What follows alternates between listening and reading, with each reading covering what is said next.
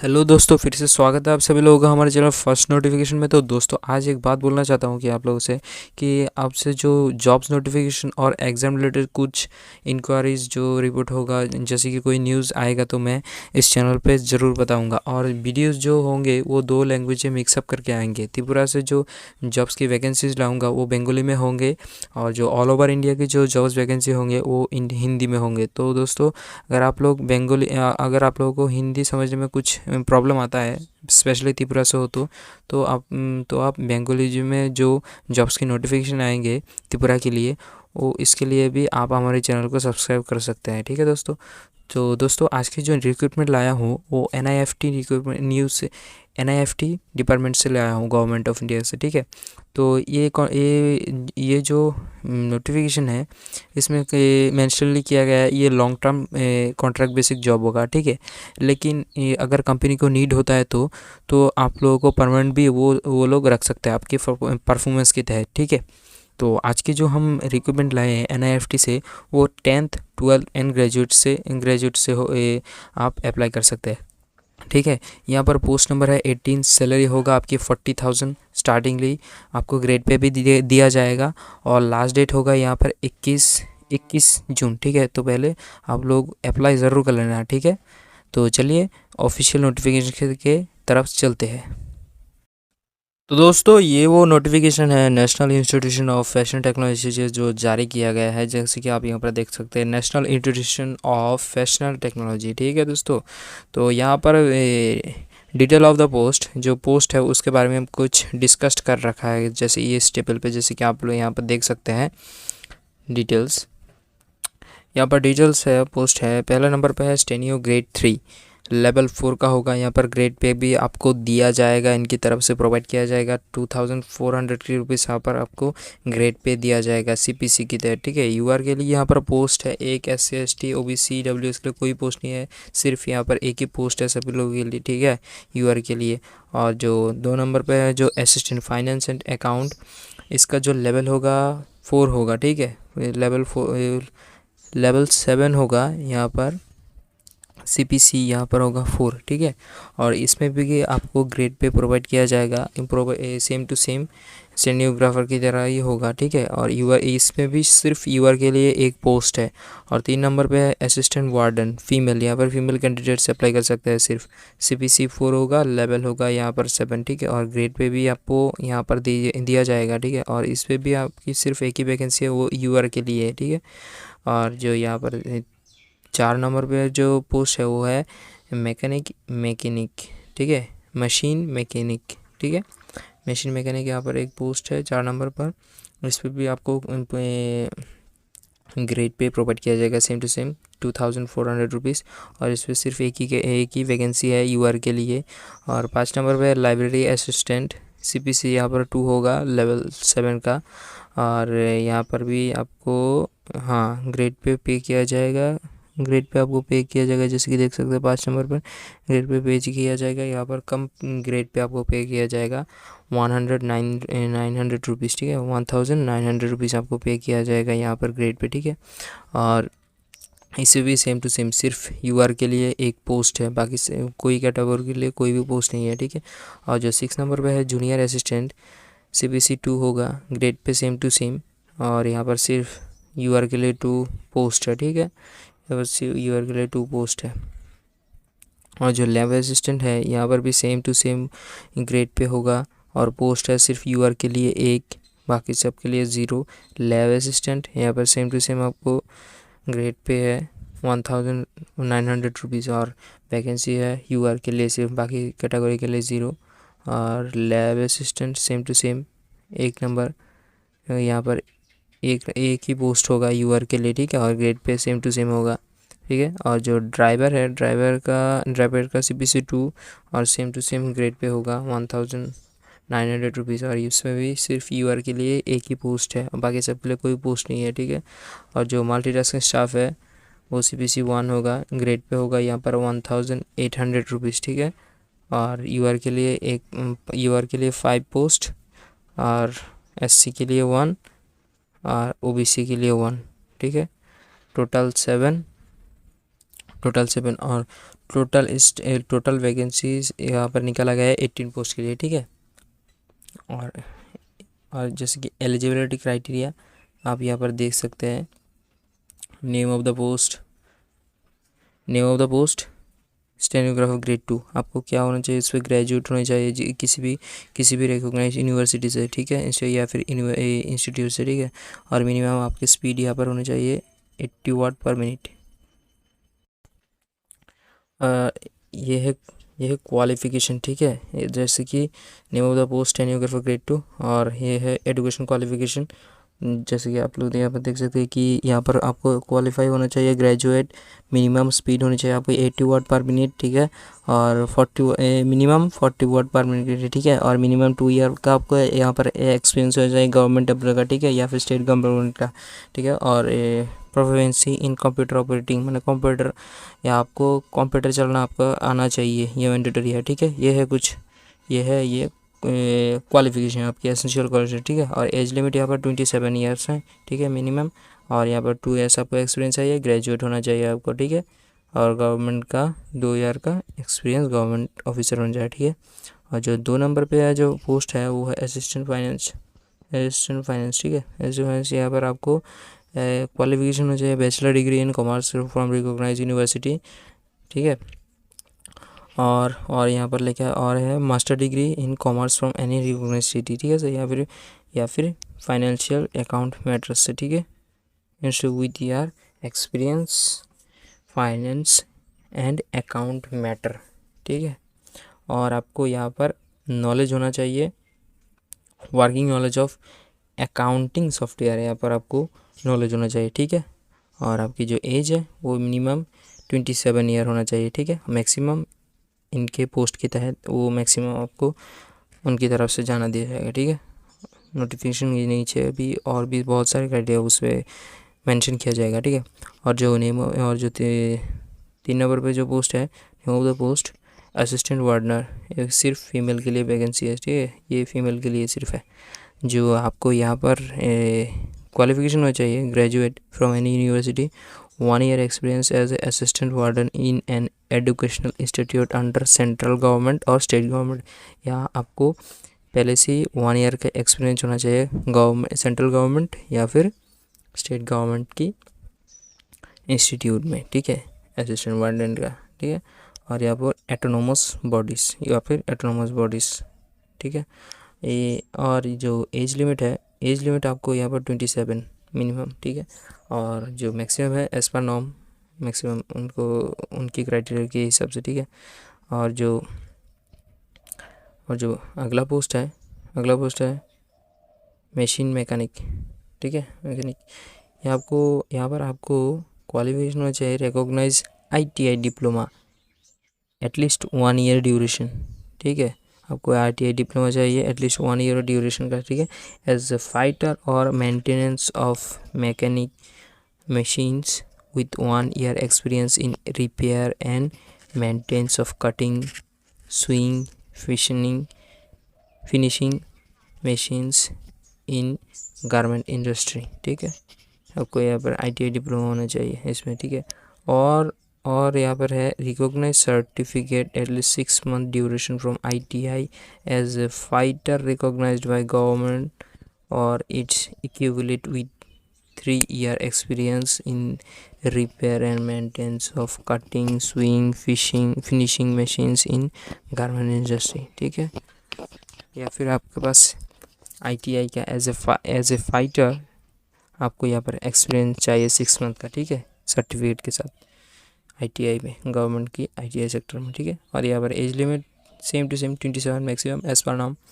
और जो अगला पोस्ट है वो है लाइब्रेरी असिस्टेंट। यहाँ पर आपको सिर्फ और सिर्फ ग्रेजुएट होना चाहिए, graduate from a recognised university institute with diploma in library science, ठीक है। और bachelor degree in library science recognise university और इंस्टीट्यूट।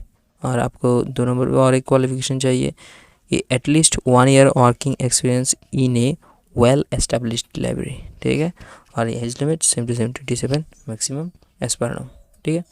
और जो 12 पास का वैकेंसी है ये 12 पास का वैकेंसी है, ठीक है। Junior assistant passed 10+2 examination from a board और it's equivalent recognise by the government, ठीक है। और मतलब आपको यहाँ पर 12वीं पास होना चाहिए, ठीक है।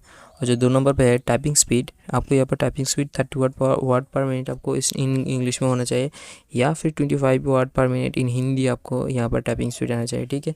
और 3 नंबर पे एक नॉलेज होना चाहिए कि computer proficiency which include complete MS word application software or written mail correspondence, ठीक है। या आपको MS वर्ड चलाना आना चाहिए, complete software written and mail correspondence के साथ, ठीक है। और जो B नंबर पे है वो है competency in managing of male account, ठीक है। आपको यहाँ पर आपको competency in management of male accounts, आपको यहाँ पर मेल अकाउंट्स वगैरह ठीक करने का एक्सपीरियंस चाहिए यहाँ पर, ठीक है। और यहाँ पर है कॉम्पिटेंसी इन रिट्राइवेबल इंफॉर्मेशन थ्रू सर्च एप्लीकेशन, एक और यहाँ पर आपको क्वालिफिकेशन होना चाहिए, ठीक है, नॉलेज होना चाहिए। और 4 नंबर पर है candidate who have done diploma in computer shall be given prepare TL weightage, ठीक है। यहाँ पर आपके पास अगर 1 जो डिप्लोमा होगा, आपके पास कंप्यूटर्स का डिप्लोमा होगा, तो आपको यहाँ पर प्लस पॉइंट होगा, ठीक है, प्रेफरेंस दिया जाएगा आपको, ठीक है। और जो एज लिमिट है सेम टू सेम 27, ठीक है। तो ये आपका हो गया वो 10+2 क्वालिफिकेशन की पोस्ट, ठीक है। और जो अगला पोस्ट है वो है लैब असिस्टेंट।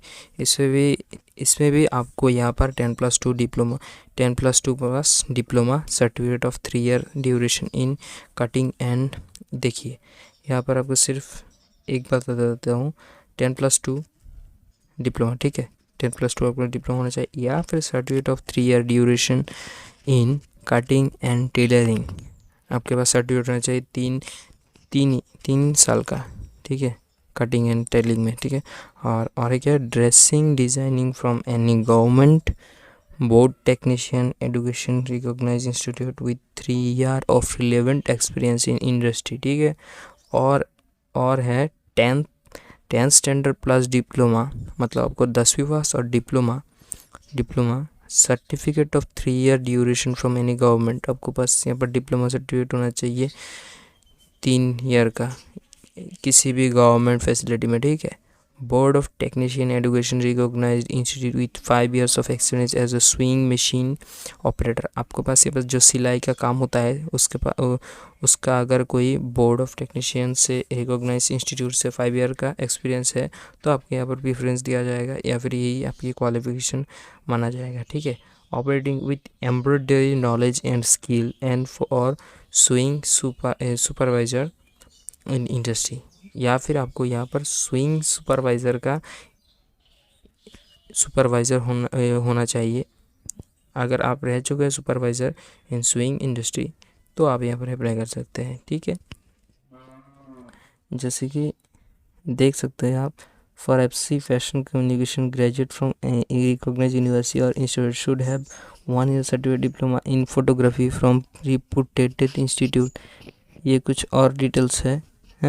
और for IT information technology bachelor degree in computer application BSc computer science, knowledge 2 number में knowledge graphics multimedia software and knowledge garment कार्ड, 1 से 2 साल working experience in owned and print designing software in reputed industry in desirable, ठीक है।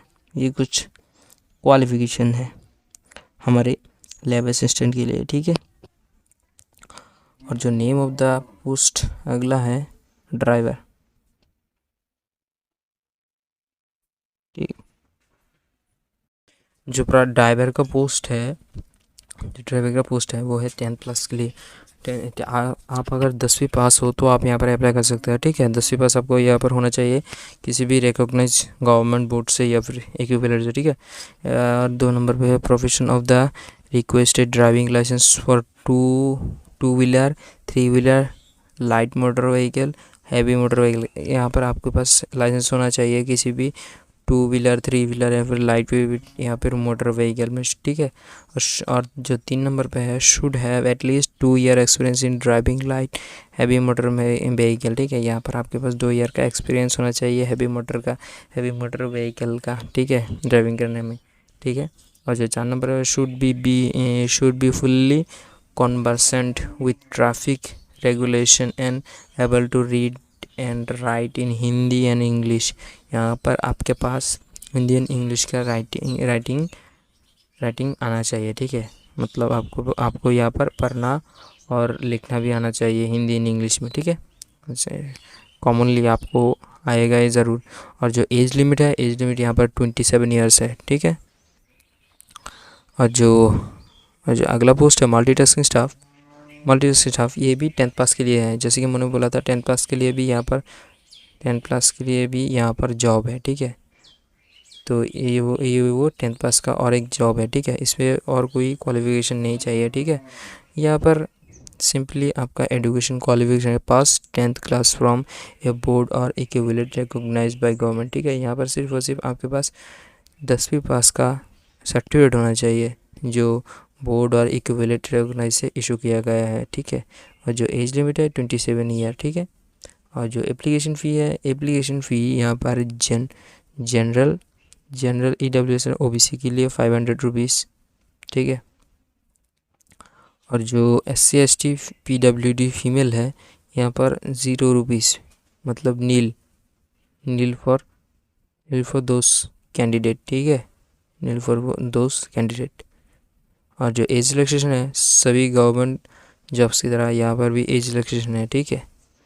और जो centre of examination है, जैसे कि आप यहाँ पर देख सकते हैं कि दी NIFT Srinagar shall notify the venue center of examination separately. No representation request for change in the regard shall be entered whatever be the reason, ठीक है। यहाँ पर अभी भी एग्ज़ाम सेंटर शो नहीं किया गया है, कुछ देर बाद आपको नोटिफाई कर दी जाएगा आपकी ईमेल में या फिर कोई नोटिफिकेशन के द्वारा, ठीक है। तो एग्ज़ाम सेंटर यहाँ पर अभी डिस्क्लोज नहीं किया गया है, ठीक है। और जो स्कीम है और जो सिलेबस है या फिर राइटिंग टेस्ट होगा उसका, जैसे कि आप यहाँ पर देख सकते हैं कि असिस्टेंट फाइनेंस के लिए यहाँ पर आपकी राइटिंग टेस्ट होगा, स्किल टेस्ट होगा, ठीक है। सभी पोस्ट के लिए राइटिंग टेस्ट होगा, स्किल टेस्ट होगा, ठीक है। यहाँ पर देख सकते हैं जैसे कि multitasking staff, quantity aptitude, basic English, general awareness, ये है सब्जेक्ट आपकी जो पहले रिटन टेस्ट होगा। और जो आपका स्किल टेस्ट होगा यहाँ पर कोई स्किल टेस्ट नहीं होगा, ठीक है, नॉट एप्लीकेबल, ठीक है। और राइटिंग टेस्ट होगा यहाँ पर आपके लिए 100 मार्क्स में, और समय दिया जाएगा आपको 2 घंटा, ठीक है। 2 घंटा यहाँ पर आपको समय दिया जाएगा।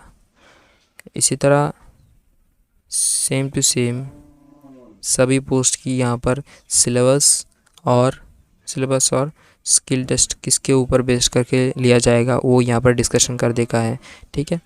और आपको कैसे अप्लाई करना है, अप्लाई यहाँ पर ये जो वेबसाइट है इसका लिंक हम डिस्क्रिप्शन बॉक्स में दे देंगे। उसके थ्रू आपको उस ऑफिशियल वेबसाइट में जाना है, रजिस्ट्रेशन करना है, ठीक है। रजिस्ट्रेशन कर लेना है फ़ोन नंबर की तहत, फ़ोन नंबर और ईमेल की मदद से, ठीक है। और उसके बाद आप वहाँ पर वेरियस पोस्ट के लिए अप्लाई कर सकते हैं। एक से ज़्यादा पोस्ट के लिए भी अप्लाई कर सकते हैं, लेकिन आपको सेपरेटली एक फ़ोन नंबर होना चाहिए और ईमेल भी होना चाहिए, ठीक है। और जो date of submission of application वो 22 मई से शुरू हो गया और लास्ट डेट होगा 21 जून तक, ठीक है। तो दोस्तों अगर आपको ये वीडियो अच्छा लगा हो तो लाइक, कमेंट, सब्सक्राइब ज़रूर करना।